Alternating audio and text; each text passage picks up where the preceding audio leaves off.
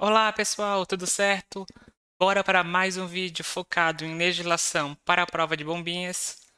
Hoje começaremos agora com a parte do Estatuto dos Servidores. Isso mesmo, é uma das leis mais interessantes para vocês aí, se Deus quiser, futuros servidores. Tem todas as regras dos benefícios, seus direitos, seus deveres, tudo que vai disciplinar a sua atividade. E nesse canal nós teremos 4 vídeos, pelo menos, sobre o Estatuto, com resumo dos principais pontos, né? É claro que esse primeiro vídeo vai ser mais uma introdução, né, apresentando alguns termos e também outros pontos que são importantes, que normalmente caem em prova, né, quando cobram Estatuto, beleza? Então vamos, que os próximos vídeos serão sobre o Estatuto e o plano de carreira, são muito interessantes, né? Esse é um dos primeiros pontos que a gente faz quando escolhe, né, um município para trabalhar. Até antes, analisa os benefícios, né? Analisa os benefícios. Então, a lei do regime, né, do Estatuto. Então, o regime, como servidor, será o regime estatutário, regido pelo Estatuto, onde disciplina todos os princípios norteadores da administração pública. Então, os princípios que a gente deve seguir aí como servidor. Então, a ideia do Estatuto é assumir critérios de recrutamento, provimento, desenvolvimento de carreira, oferimento de vantagens e direitos, deveres, atribuições e também responsabilidades. Alguns termos que vocês têm que conhecer. Cargo público. O que é um cargo público? É um conjunto de atribuições e responsabilidades previstas na estrutura organizacional que devem ser acometidas ao servidor. Não é à toa que, se vocês olharem o edital, tem até as atribuições, né? Aquilo que você terá que fazer quando assumir, né? Então, são as atribuições do servidor. Provavelmente, às vezes você não faz tudo aquilo, né? Mas você fica responsável por uma parte. Mas o ideal é que você conheça as demais. Ah, professor, a área pública é um pouco diferente. Muita coisa tu vai aprender na prática. Sim, né? Também tem esse ponto. Pelo menos na minha área é assim, né? A contabilidade privada é uma coisa, a contabilidade pública ela muda bastante. E mesmo que tu saiba, muita coisa tu aprende realmente na prática. Mas aquelas serão as suas atribuições. Você vai ter que fazer, né? Se for necessário. Função pública, o que é? Conjunto de atribuições deferidas a cada categoria profissional ou cometida individualmente a determinados servidores para desempenhá-las na forma da lei. As funções podem ser de confiança, exercidas exclusivamente por ocupantes de cargo efetivo, ou função pública para contratação temporária. Então temos os cargos de confiança, né? Temos os cargos comissionados, temos as funções de confiança que um efetivo pode assumir, e também a função pública para a contratação temporária. Nós já vamos ver depois também na sequência outros exemplos. O que é a carreira? Então, um servidor efetivo, ele tem uma carreira, né? É um agrupamento de classes e cargos disposto de acordo com a natureza profissional e a complexidade de suas atribuições, guardando correlação com a finalidade do órgão. E os servidores efetivos, eles podem ter uma função gratificada, que é o encargo de atribuições além das específicas do cargo. Então, por exemplo, você é um enfermeiro e você vai cuidar de uma parte do hospital, você vai virar gerente. Vários cargos, assistente social, um técnico administrativo que vai assumir uma função como chefe, né? Então ele vai ganhar um cargo, uma função gratificada, ele ganha um plus no salário dele, né? Uma função gratificada. Na próxima aula eu vou mostrar alguns portais de transparência para vocês verem como funciona, tá? A transparência e alguns servidores, né? Tirando o nome deles, só para mostrar. Isso aqui você deve ter visto no edital, né?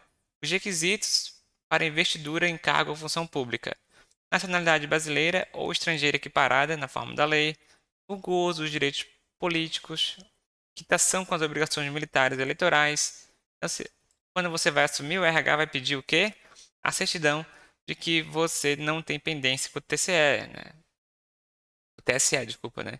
Então, que você está quite de forma eleitoral. Vai pedir e solicitar a documentação do nível de escolaridade do seu cargo, se você atende aos requisitos. Gozar de aptidão física e mental compatível com o exercício do cargo, constatada por exame médico realizada por médico ou junta médica recomendada pela Secretaria Municipal de Administração. Não é possível, por exemplo, que uma pessoa que esteja em perícia, ela pode às vezes ser negada, porque ela não tem a aptidão física necessária, né? Então, ou a pessoa que está aposentada por invalidez e ela vai exercer uma função que exige atividade física, talvez ela possa ser negada, tá, pessoal? Tem grandes chances aí, dependendo como for a avaliação, como for as regras do município, tem grande probabilidade, né? Não vou dizer que não tem como, já vi situações que a pessoa consegue ainda assumir o cargo. Atender demais exigências legais, caso aí, né, seja informado no edital.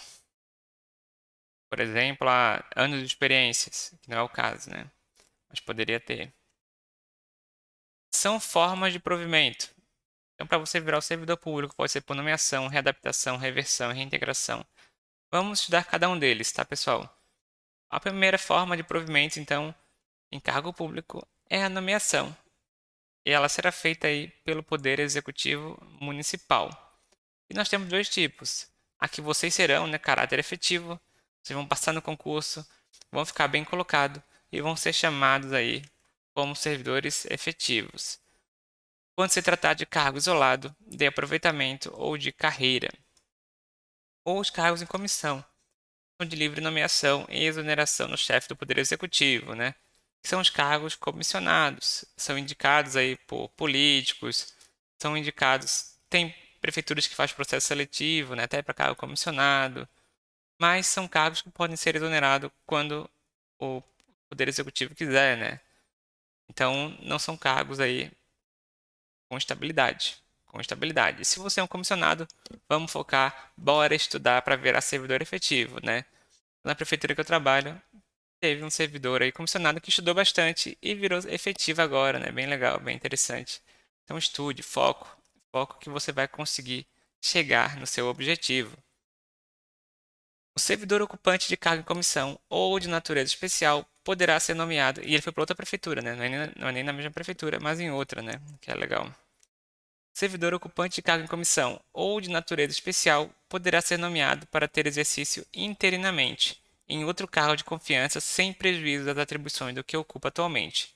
Hipótese em que deverá optar pela remuneração de um deles durante o período da interinidade. Então vamos supor que você vai exercer como um secretário, né, interino. Então você vai ter que optar pela remuneração de um deles. É permitido ao servidor aposentado, mesmo compulsoriamente, exercer cargo em comissão, desde que seja considerado apto na inspeção de saúde, né? Então tem que ser considerado apto para poder, né, entrar como um cargo comissionado.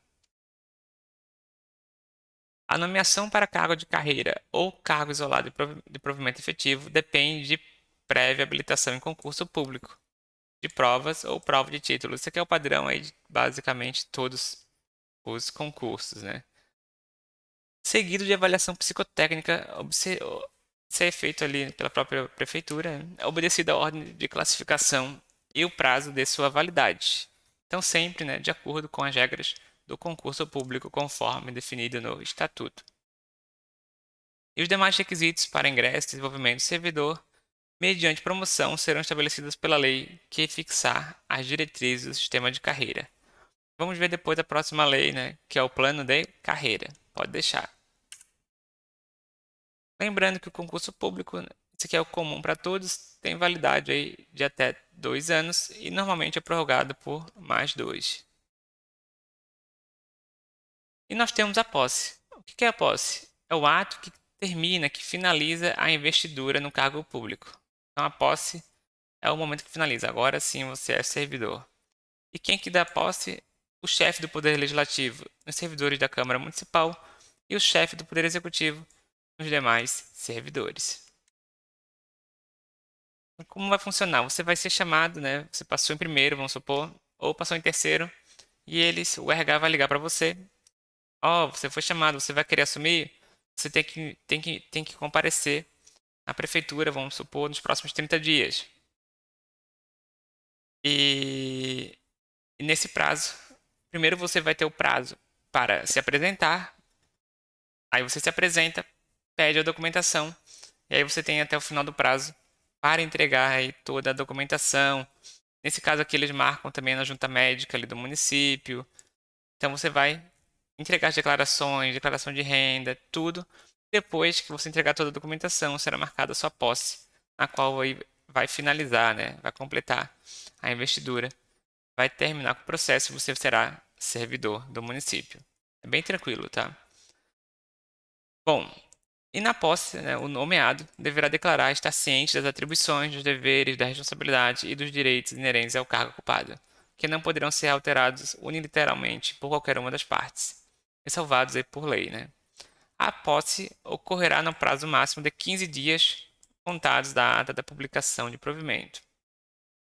Em se tratando de servidor que esteja na data da publicação do ato de provimento e licença-prêmio, maternidade ou tratamento de saúde, o prazo será contado a partir do término do impedimento.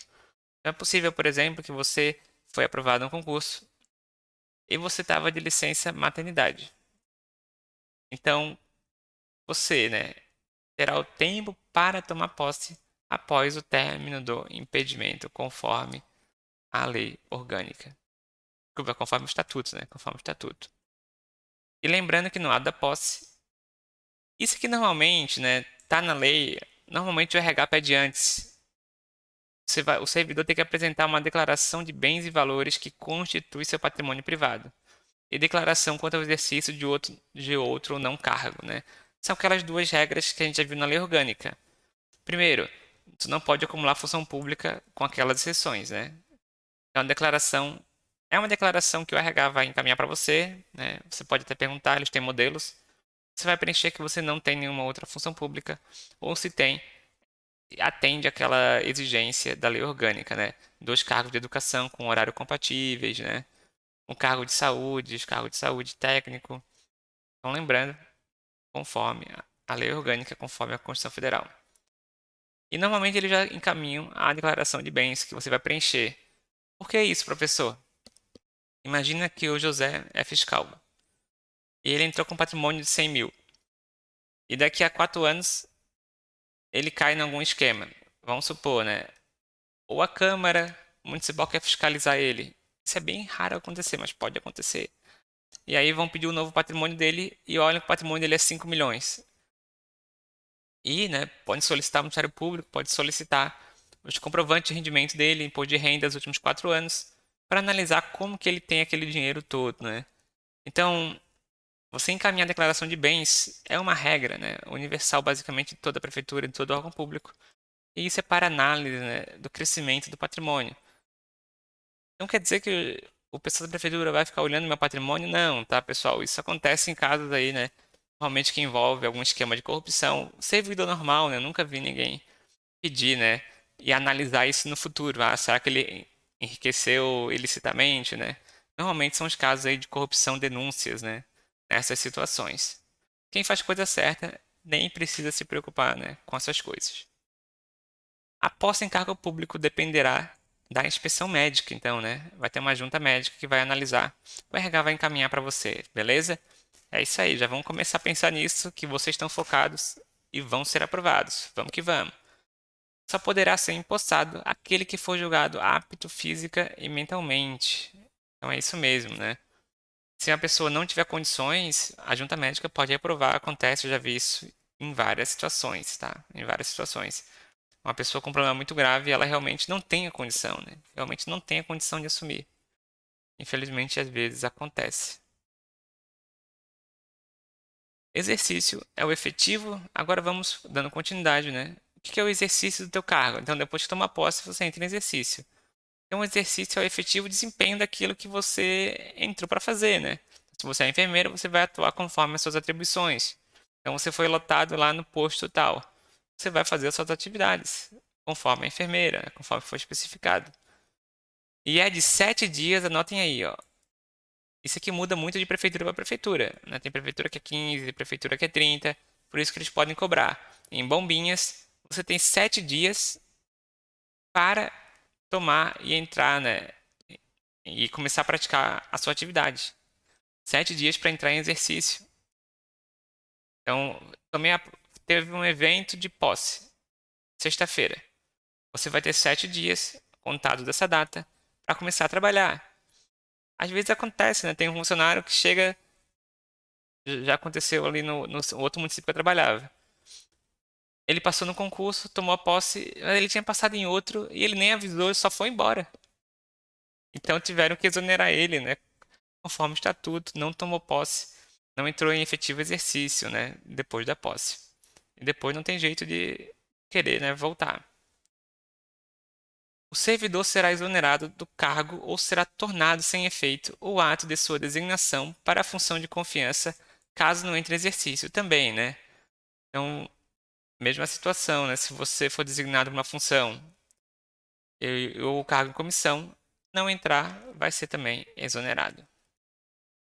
E o servidor terá exercício na unidade que ele for lotado, né? Na unidade que ele for lotado, unidade administrativa. Tem que ter sentido, não é, por exemplo, um enfermeiro que vai ser lotado na assistência social. Eu acho que eu nunca vi, né? Nunca vi mais, né? Tem que ser sentido, né, com as atribuições do cargo. A autoridade competente do órgão ou entidade para onde for nomeado ou designado servidor compete dar-lhe exercício, né? Então, se você foi para a Secretaria de Administração, lá você vai ter que receber o apoio, né, para cadastrar seu ponto, para começar a entrar em atividade. O início, a suspensão, a interrupção e o reinício do exercício serão tudo registrado, né? Então, se um dia, por exemplo, você pedir uma licença, ou você começar no outro dia, tudo vai ser registrado lá no seu cadastro como servidor, assentamento individual do servidor. Um outro ponto agora que a gente gosta bastante é a progressão funcional, e ela não interrompe o tempo de exercício, que é contado no novo posicionamento da carreira.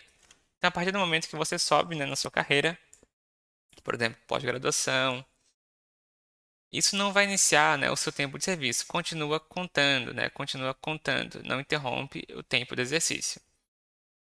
O servidor, olha só, que deva ter exercício em outro município, em razão de ter sido removido, redistribuído, requisitado, cedido, terá no mínimo 10 e no máximo 30 dias do prazo para a retomada do efetivo desempenho das atribuições do cargo, incluindo nesse prazo o tempo necessário para deslocamento para a nova sede. Então, vamos supor, né, que você. Isso é bem comum. Quando você tem muito conhecido político, por exemplo, né, e você já é estável. Então, por exemplo, você está em Bombinhas, mas você conhece só de Balneário. Você tem uma boa relação política, normalmente, com o Poder Executivo, você solicita, e também lá com o Balneário, e você solicita que seja cedido para outro município. Aí coloca uma justificativa. Isso acontece às vezes, né? Ou às vezes o funcionário do Estado é cedido para o município. Normalmente o município cede para o Estado, né? E nesse caso, né, a pessoa vai ter no mínimo 10 e no máximo 30 dias aí para a volta, né? Para a retomada do efetivo desempenho das suas atribuições.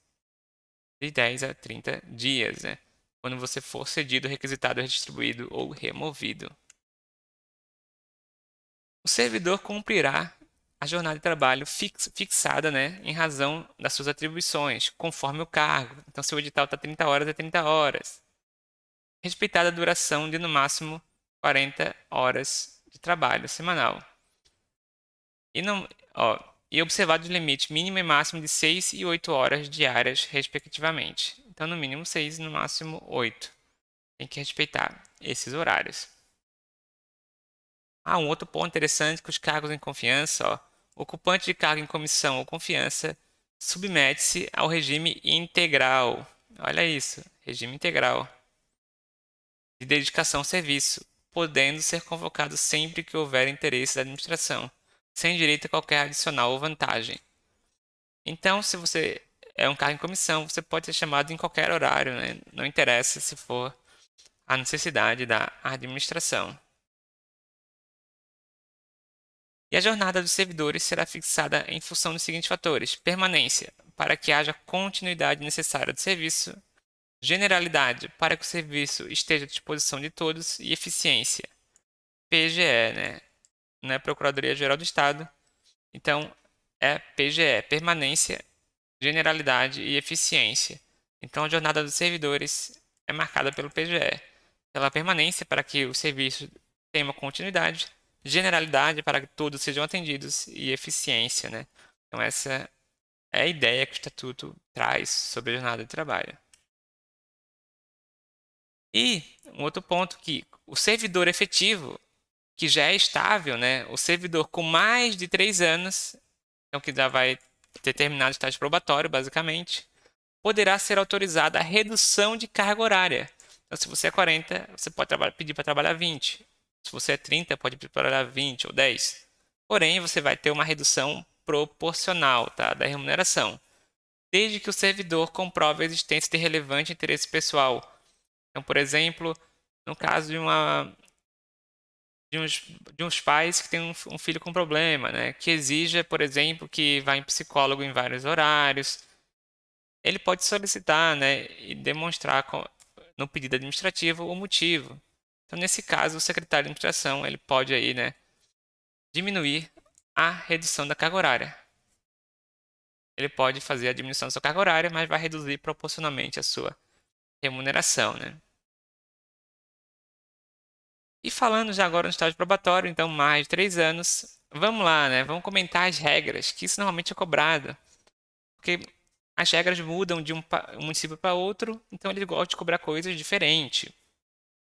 É claro que o estágio probatório, assim como em quase todos os municípios, o período é de 3 anos. São 3 anos que você é avaliado aí, né, periodicamente, para ver se você realmente vai adquirir a estabilidade, a contar da data do início deste, do qual a aptidão e a capacidade do servidor serão avaliados, né, para o desempenho do cargo.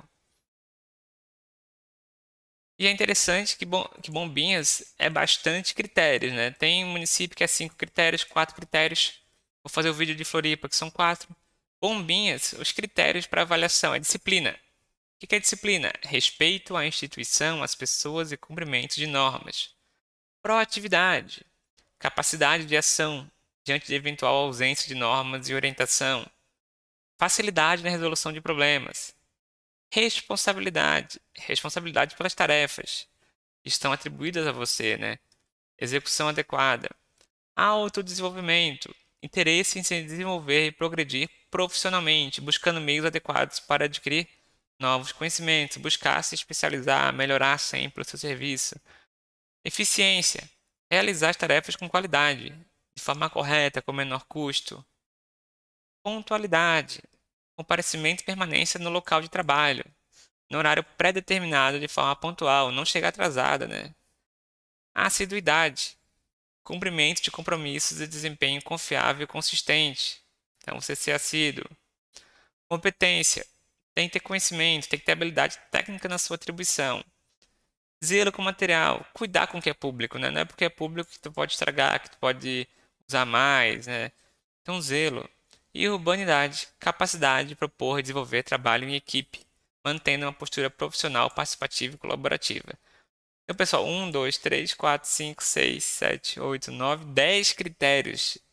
10 critérios, é bastante critério, né? 10 critérios de avaliação funcional. Então, isso deve ter lá, né, um checklist que o seu chefe do setor vai preencher. É tranquilo, tá, pessoal? É tranquilo. Desde que você não faça nada grave, né? Estágio probatório é tranquilo. Tipo, furto. Olha, para rodar um estágio probatório, a pessoa tem que ser boa. Tem que ser boa, né?